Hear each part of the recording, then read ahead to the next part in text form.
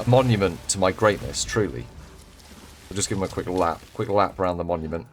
Hello everybody, it's me, Farham, and today we're here with Path of Exile 2, going over my endgame Deadeye build. So this build was designed primarily for Sims Tier 4, but it's also capable of killing Tier 4 bosses in around 4 seconds. Well, Xesht anyway, the other ones have got a few other things going on. And it's a medium to high budget build. I think you can see from some of the uniques on the right that this hasn't been skimped out on. But it's one button playstyle. You just hold down a single button. There's no positioning, there's no prep. You just pay attention to the one boss mechanic you have to deal with, and you throw your spears at their feet while standing as close as you can. So if that sounds like something you're into, let's jump into this build. I'm calling it Danger Close because you call in support from standing right on top of the bosses, and that seems about right. But let's jump in and talk about the gear. And guys, there is a path of building in the video description, so if you wanted to take a look at this, feel free to check out that link. It will be the build as we're looking at it right now. We're going to start off talking about the gear because some of these pieces are quite expensive and some of them are stretch items. There are builds going back on the channel for the journey getting up to this point, so some of this is too prohibitive on the expense. Check out those builds, they will get you here. You're on like 6 seconds kill times rather than 4-second kill times, so it's that sort of tweaking we're doing at this point. But let's get into it. So first off, the weapon that we're building around and a lot of the choices we're making is the Tangle Tongue. So this doubles your crit bonus, effectively. That's what the weapon does. It's got really high crit chance, but really low fizz damage. So we have to shore that up with all our other pieces of gear. The other piece of gear that we're building around, or two main pieces of gear we're building around, are the Deepest Tower. This, enemies in your presence count as being low life. There are great nodes on the passive tree for dealing much more damage for low life, so that's why we're building around this. However, the enemies have to be in your presence. This does reduce your presence area. Next up, we've got a Sacred Flame Shrine Scepter. I would recommend if you're going for one of these, you want to get a 60% damage one with 2 sockets. If you're going for the low life variant, 40% increased presence area really does help offset that negative. Otherwise, the quality of life is pretty rough. You can get a bit more damage with a Kringle Corrupted one. I prefer the presence area. Choice really is up to you. You are standing on top of the bosses most of the time, but if you wanted to do sims and other stuff, it's nice to have a bit more presence. On the belt, we are going for Headhunter. This is just great, especially for sims. Doesn't help with tier 4 bosses, but the stats are nice. On the gloves, Hand of Wisdom and Action are going to be your best call, apart from a really, really well rolled pair of rares. 1 to 12 lightning damage, high int, high dex is what you're looking for. For the rest of the pieces, you're going to be looking to shore up your resistances. Apart from fire resistance, we haven't got any resistances from our other pieces. So for the neck, you want to be looking for Energy Shield. This is one of the few places you can get Energy Shield. We're losing a lot from where we can get it from the helmet. Prod skills. And you're going to want some amount of spirit. You can squeeze this build in at 2, 4, 5. I have something not currently on. Shocking. Yeah, you squeeze it at 2, 4, 5, and 15 spirit and 30 spirit on the helmet will help you get there. You've only got 100 spirit on the scepter. That will give you your 245. On the rings, flat damage is the most important, and your resistances. So you're going to want some accuracy somewhere as well to make sure that you've got decent hit chance over 7 meters. And on the chest, you want as much evasion, energy shield as you can. Again, resistances. Boots, as much energy shield as you can, max movement speed. If you want to take this thing into Sechamus, then 35% movement speed is really important. Is capable of doing Desperate Alliance really, really easily, so it's a pretty good Sechamus runner as well. That's what you're looking at for the gear. For charms, I always take a Stone Charm, a Staunching Charm, and a Thawing Charm. That's for Sims purposes. I'm pretty sure they've neutered Sims enough that you could just run 3 Golden Charms and be absolutely fine. That's the gear. Let's take a look at the passives. We are the Deadeye Ascendancy. This is for a couple of reasons. Point Blank synergizes very well with close combat for the Danger Close playstyle. Endless Munitions synergizes very well with Stormlance to make sure we have max damage spears out all the time. And we get a lot of Frenzy Charges from Avidity, and our Frenzy Charges have double the potency with regards to their effects on our abilities. Now, I'm not going to dwell completely on the tree. As I said, there is a link in the description. But let's talk about what the tree is doing for us. So, as I spoke about, the weapon damage here is terrible, and we're running low life, and we are exploiting the low life nodes. These are really good. You've got 120% increased damage, 60%. The small nodes are 30%. We're grabbing all of these, and we're doing that using a From Nothing. From Nothing is Unwavering Stance. That allows us to grab these 3 nodes over here. The rest we're pathing to. We also get lucky hits for all damage for enemies that are on low life. Any enemy in our presence is low life. That's how we're getting a lot of our base damage scaling. We are looking for decent cluster jewels here. Crit damage bonus, crit hit chance, magnitude of ailments. There are actually emeralds where you can get double crit hit damage bonus, which is really good. We're trying to scale up our crit damage bonus while maintaining 100% crit chance though. We've got a couple of those. This one's crit damage bonus, max energy shield. This one honestly could be replaced. But you want a couple of time lost jewels that are giving you crit chance, crit bonus. Then fill out the tree. There's great nodes around here, things like cooked, catalyst, escape velocity. All of these eventually are going to give you all of the bonuses from your time lost jewel, so grab those. We pick up maim. This is quite a high damage node. We fill out the spear node, fill out to acceleration. Any skill speed and move speed we can get is good as well. Remember, this is running Sechamus too, so we're trying to get to about 50% base move speed, currently sitting on 46.5. We fill out the crit nodes, we grab Eternal Youth. This is our primary healing mechanism. We just use our shield, use our health potion to heal our shield. Grab Spectral Ward, get a bit more energy shield, pretty nice node. Fill out some more crit nodes. If you are 100% crit, I would recommend dropping these 3 nodes and actually probably putting them into more crit bonus nodes. Crit bonus nodes actually do outscale these if you don't need that 12% crit chance. We still do. Putting out the crit nodes up here, and then finally coming up to grab Ingenuity and Patient Barrier. Grabbing Ingenuity, of course, to scale with the Hoa, and make sure that we're getting as many of those 1 to 12s as we can. There's a couple more jewels on the tree. You probably want to be running a Sapphire with max mana on, life on kill and mana on kill. If you're mapping, doing Sims, or running Sechamus, this is reasonably important. You can also get more presence here, which is quite nice. Get a little bit more quality of life. And if you can get hold of a good Megalomaniac, then swapping these 3 points down to take this jewel socket to get a good Megalomaniac is a good idea. You'd want to be looking for something like Vulgar Methods, Barbaric Strength. If you got Vulgar Methods, for instance, you could drop these nodes and then you start taking some crit nodes back as well, giving you quite a few more points to spend around the tree. That's the sort of thing you want to be looking at there. Let's jump into the skills.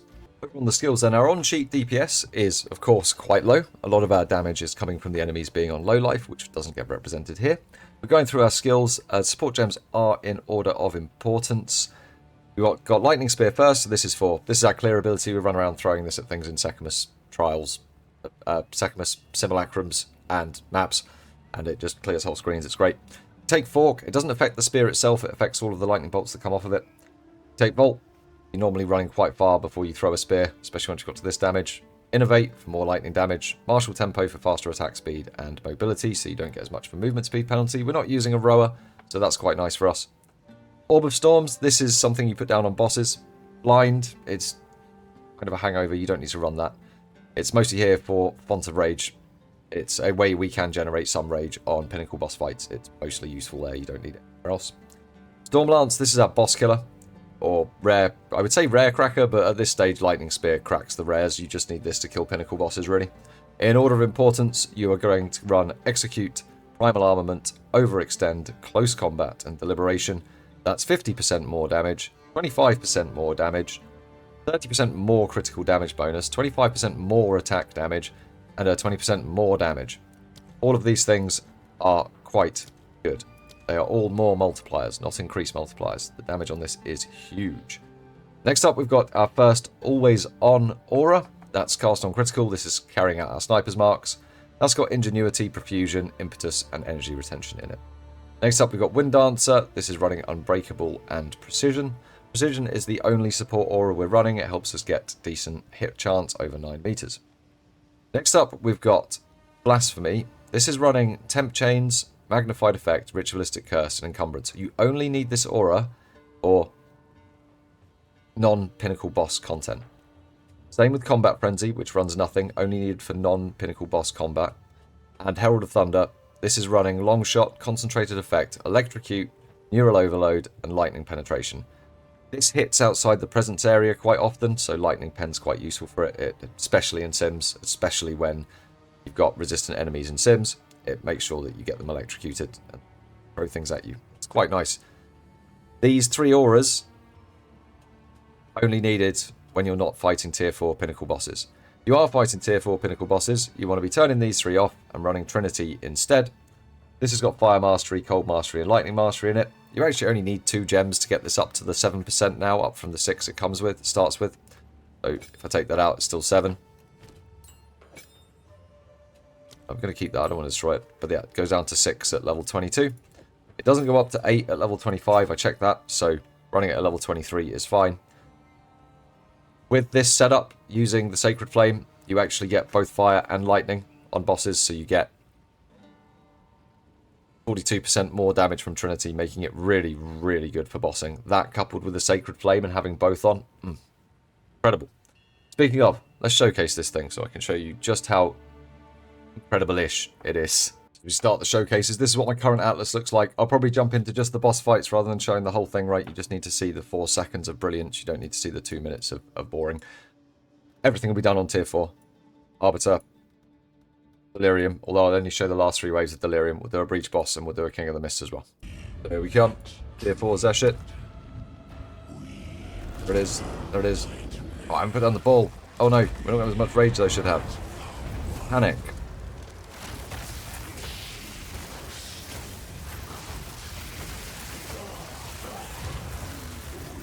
Didn't quite have full rage, so I didn't put the ball down because I was showing you guys the thing. But he dies really fast, doesn't cast any abilities, just dies. This one starts quick, so it's our favourite tree that talks. It's the King of the Mists. Here it comes, one portal job, let's go. Still got Trinity on, we're in full boss killing mode. Let's go.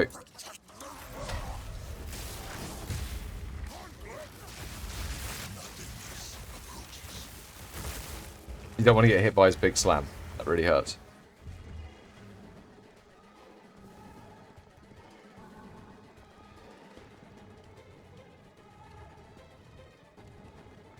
Alright, thank God that's over. So then we come up here.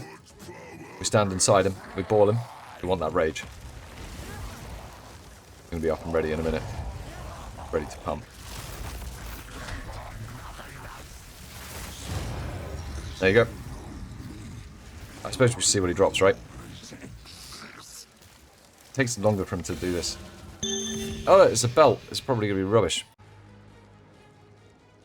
Great. Alright then, tier 4 Xesht. So, important to mention, I have dropped these 4 nodes here and I have put them into Frazzled for this fight. In fact, I think you could probably make that change all the time. Anyway, if you're over 3,500 EHP, then you should be fine for one-shots. This will give you a significant single target damage increase. Hopefully enough to skip his annoying first mechanic where he jumps around throwing balls all over the place. At least that's the dream. But I don't think we have. Oh, maybe. No, not quite. Now we have to dodge his balls. Very bally boy.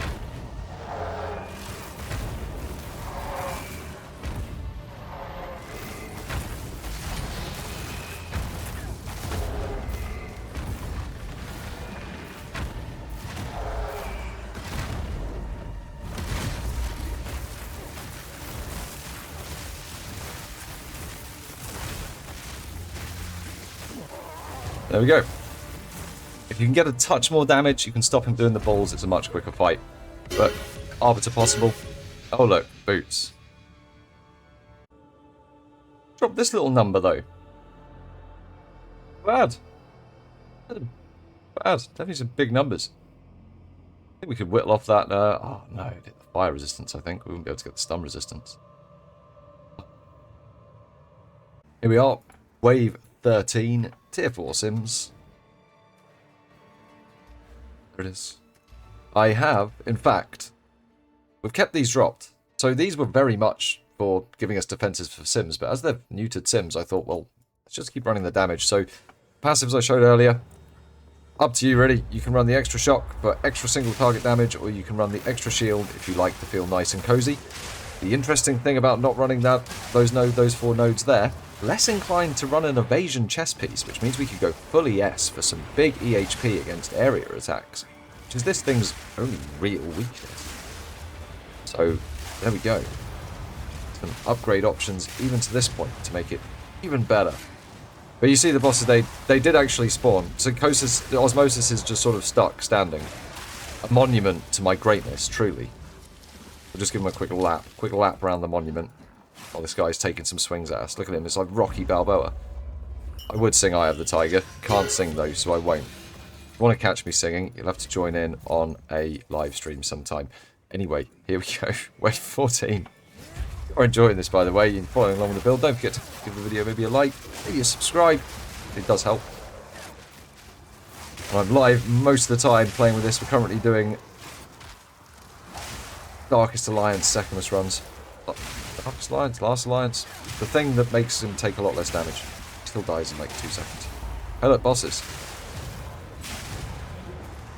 So you can use Storm Spear if you like, but I choose to just throw Lightning Spears these days. Because they made this really easy. Comparatively. Oh look, a Rambler jacket. The Rambling Man. Fantastic. So, last wave. Oh, we've got Shroud Walker. We're going to be teleporting around. The joys of Headhunter. Especially in this place where there's just so many rares. You get so many stacks. But as long as you kill things.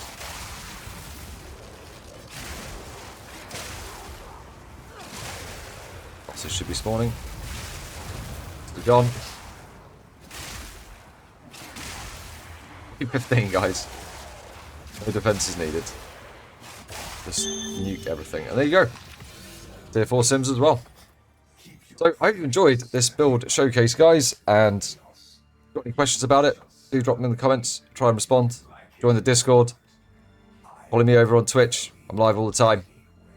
Let's catch you in another video or another live stream. See you later.